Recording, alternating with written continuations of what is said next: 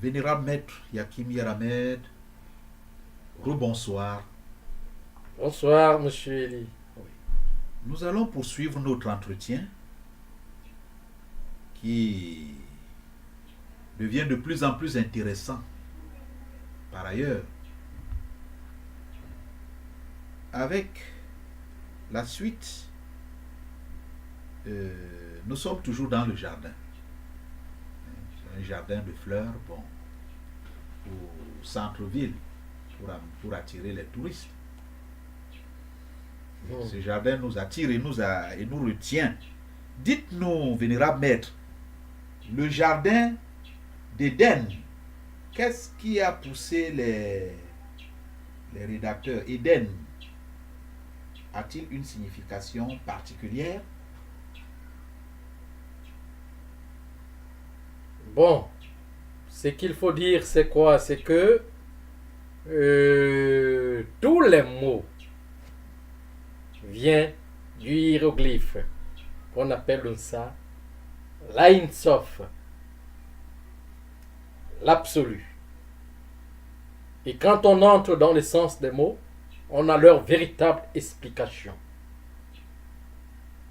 Maintenant, dans le hiéroglyphe, dans le Sa, Éden veut dire racine, base.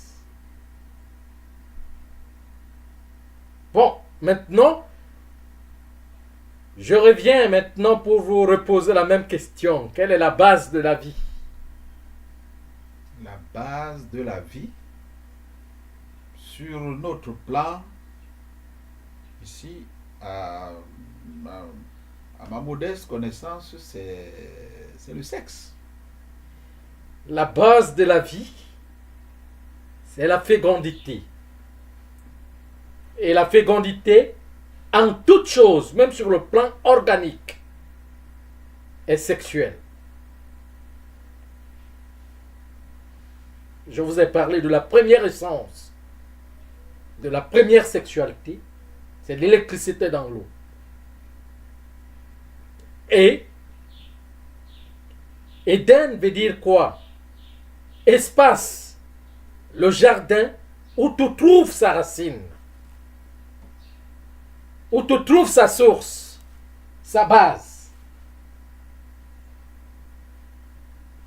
Donc, pour donc trouver la vie, comprendre la vie, il faut retourner à la source qui est l'univers. L'eau, le feu primordial, la nature.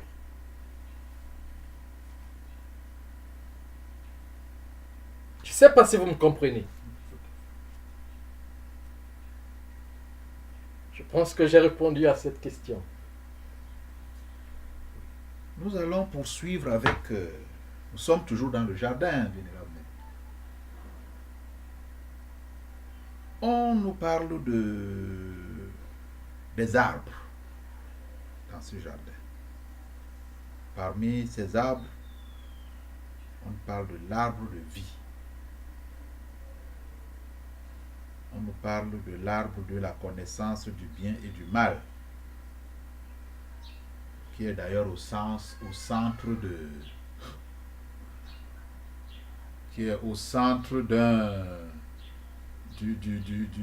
d'un enjeu et d'un jeu le plus célèbre de la Bible entre la femme et le serpent. Dites-nous, vénérable maître, quelle est la signification de ces deux arbres? L'arbre de la vie, l'arbre de la connaissance du bien et du mal, qui par ailleurs était d'ailleurs interdit, avait été interdit à l'homme. Bon. Maintenant, je vous ai dit que l'homme primordial, quand vous allez dans la Bible, la plus grande chose que moi j'ai vue que la Bible ait faite, c'est ne pas mettre cet homme au pluriel. Un seul homme. veut dire l'unité de toutes choses. L'unique, l'universel, l'unité de toutes choses, c'est un seul.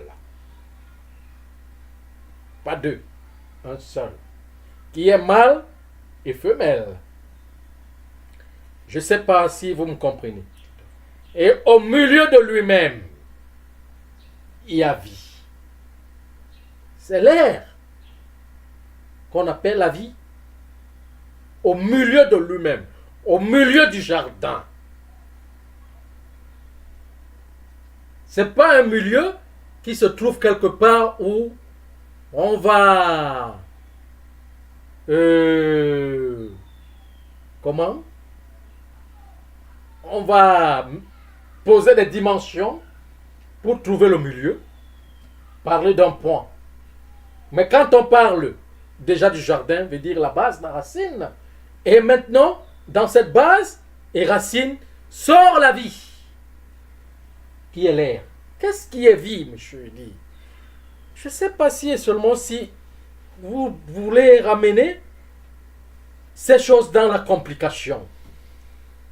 Bon, déjà que c'est une école supérieure, que les uns et les autres n'ont pas encore le niveau de comprendre. Mais à ce niveau-ci, on parle de la vie elle-même. On parle de la création. Ce n'est pas un blasphème. C'est de la création qu'on parle. Et de la vie. Quand vous entendez le mot vie, vie, vie, c'est l'air.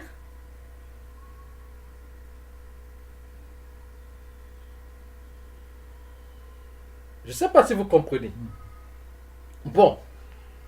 Maintenant, tout était sémence en lui, au départ. Cette sémence avait vie. Dans la racine, au potentiel, formait l'arbre de la connaissance et l'arbre de la vie, qui va créer des cosmos. Et l'arbre de la connaissance du bien et du mal plutôt, qui veut parler tout simplement du positif et du négatif. Cette force électromagnétique. Dans l'électricité, on trouve l'intelligence, qui a le négatif, qu'on appelle le mal. Et dans le magnétisme, on trouve la sagesse, qui est le positif, qu'on appelle le bien. C'est une énergie. Hein? La sagesse est une énergie qui se retrouve dans la nature, dans le premier homme, dans l'homme primordial. C'est à partir de là, c'est à partir de ces molécules que la création, la continuité de la création prend son essence. Mais en ce moment-là, tout est au potentiel. Tout était germe. C'est l'unique homme, c'est un seul. L'unique. L'univers. Il ne prendra pas de pluriel jusqu'à sa fin. Quand l'homme commence à prendre le pluriel, c'est autre chose.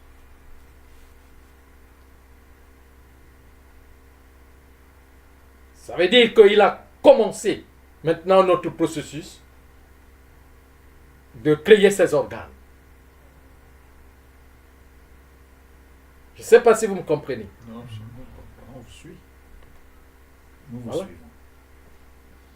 Nous vous suivons très bien. Et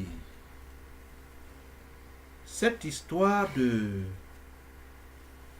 du serpent, hein, un acteur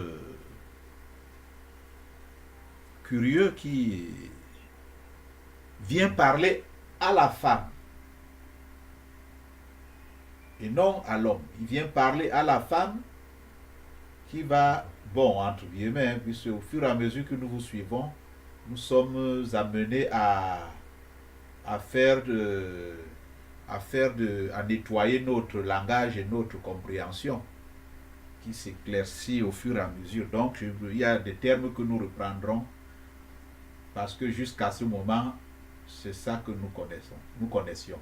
Alors, nous les mettrons souvent entre guillemets. Et bien donc, le serpent vient donc induire la femme en erreur dans l'intention de la tromper. Bon. Alors, le serpent, c'est quoi, vénérable maître Yakin Yaramet? C'est le conducteur de l'électricité. L'électricité étant brute,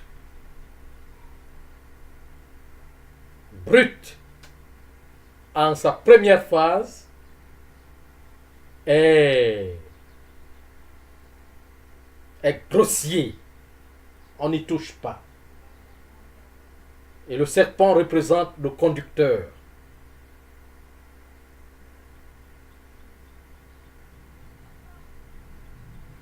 Bon, mais on va me poser la question. Une question qui n'est pas sage, puisque l'univers est quoi? L'univers n'est pas quelque chose qu'on touche avec le doigt. On le touche avec la vie. Et c'est la vie qui est en nous qui touche l'univers. C'est l'âme. Vous voyez, le corps que nous avons, bon, on va arriver à ce niveau parce qu'on n'est même pas encore arrivé au niveau de la création des créatures, l'humain, l'humanoïde et autres. Hein? Bon, mais quand je parle du conducteur d'électricité, les gens vont commencer à regarder leur société pour voir le courant électrique qui a des conducteurs. Si vous me comprenez, c'est pour cela que je vous parle de l'école supérieure. Si vous ne me comprenez pas bien, vous n'allez pas me comprendre. C'est pour cela que j'ai dit que je suis en train de parler à la mémoire imparfaite. Je suis en train de parler à l'imperfection de l'humanoïde. Si l'humanoïde, les humains, veulent me comprendre, doivent entrer dans l'épreuve, se relancer dans l'univers pour me comprendre. Je parle de l'école supérieure. Et on ne se relance pas en ça avec l'orgueil. Il faut descendre. Il faut simuler. Il faut s'abaisser. Il faut devenir petit. Donc le monde des petits, le monde des enfants. Quand je veux parler des lignes, des conducteurs, le vaisseau sanguin du corps mercuriel, personne ne va me comprendre. Parce que c'est l'énergie vient d'abord dans sa première essence. Et l'énergie, en sa première essence, tout ce qui est là, qu'on peut voir même dans la matière organique, est déjà dans la matière universelle, dans sa première essence. Mais le corps physique de l'humain représente l'imperfection, le grossier qui ne peut pas le voir, qui ne peut pas le comprendre. Donc, j'enseigne aux âmes. Je parle du divin.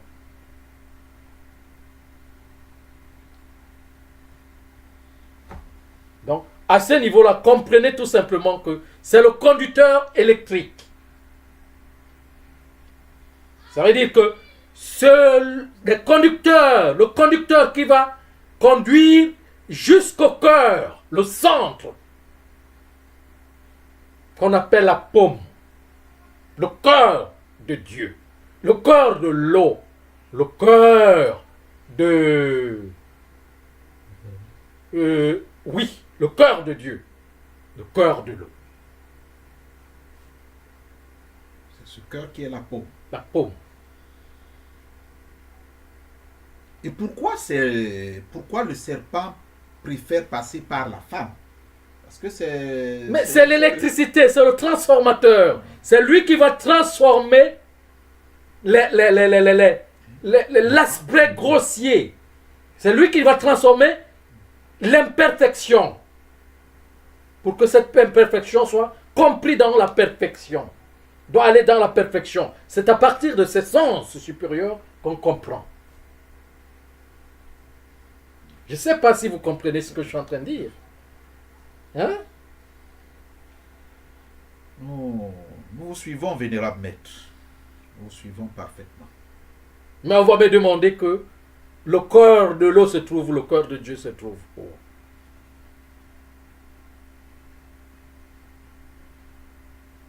C'est ça le problème. Veut dire quoi? Comment?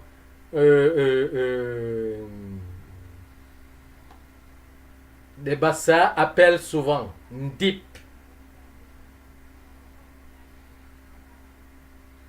Veut dire les profondeurs. Entre dans les profondeurs cachées, pour découvrir le cœur de Dieu.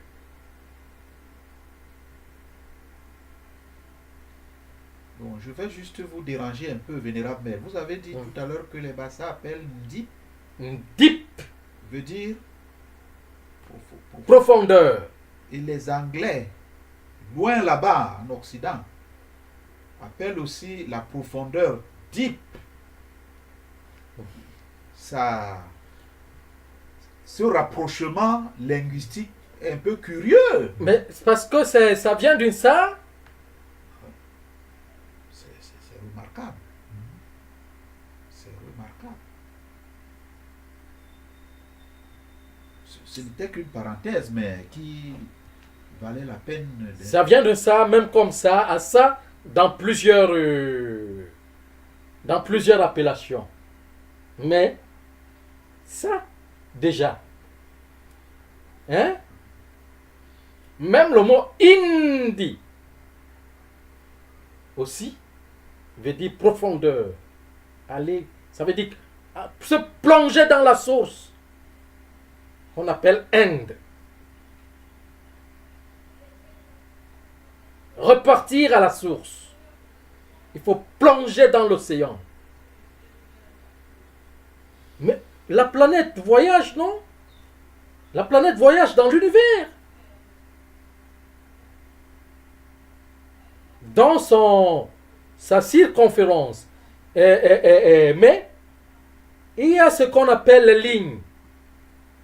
C'est ça qui fait en sorte que les globes ne se touchent pas. Il n'y a pas cohésion parce que chaque globe se retrouve dans sa ligne de direction. C'est ça le véhicule. Et ces véhicules qu'on appelle serpents. Des trajectoires. Hein? On pourrait dire les routes. Bien sûr. Les autoroutes. Bien sûr. De l'univers. Bien sûr. C'est ça qu'on appelle serpent. Qui véhicule l'énergie. Auquel tout doit partir jusqu'au cœur pour prendre, parce que même la planète part jusqu'au cœur galactique pour revenir pour recommencer sur un certain point. Le soleil repart au cœur solaire, doit tourner jusqu'au cœur solaire pour reprendre, se renourrir de sa source. Bon, là, je ne suis pas encore arrivé à ce niveau.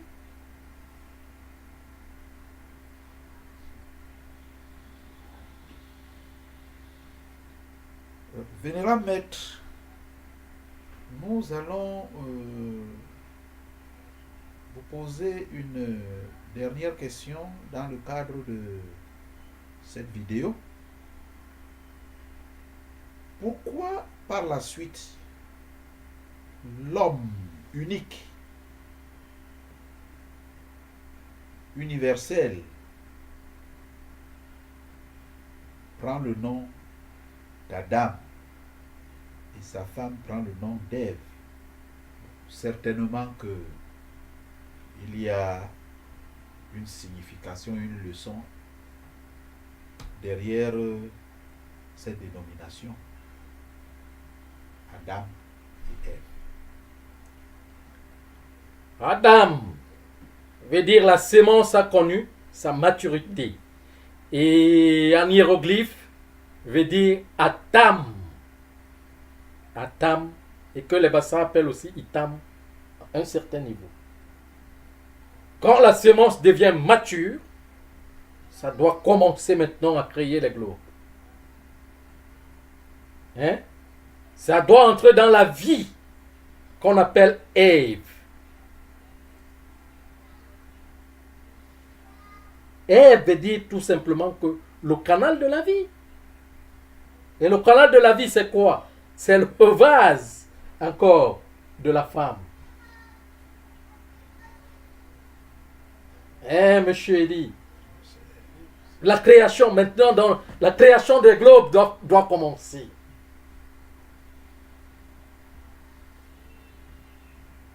Monsieur Eli. Et c'est ici, à notre univers, qu'on appelle la porte d'entrée. C'est ici que la création des globes commence. C'est la position. Il vit. C'est ici. Là. Cette position, cette nature que vous voyez. Cette position-ci, on appelle la porte d'entrée de la création des globes. Et les globes vont créer des progénitures. Ça a commencé il y a très longtemps. Il y a des milliards d'années. Ce n'est pas aujourd'hui. Notre globe aussi est dans le même, le même civisme, dans la même lignée. Donc vous voulez nous dire que là où nous sommes là, positionnés, bien sûr, bien sûr, nous sommes à la porte d'entrée. À la porte d'entrée, à la genèse, à la clé qu'on appelle la vie, Evie, qui est le vase de la femme universelle.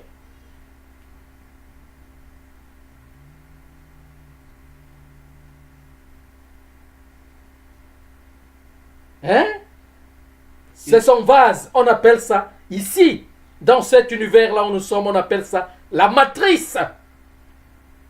C'est là le commencement de la création des globes. Donc, tout ce... C'est ici la position. Et il y a aussi une position au cœur de l'univers où le soleil aussi va sortir, un vase où le soleil va sortir.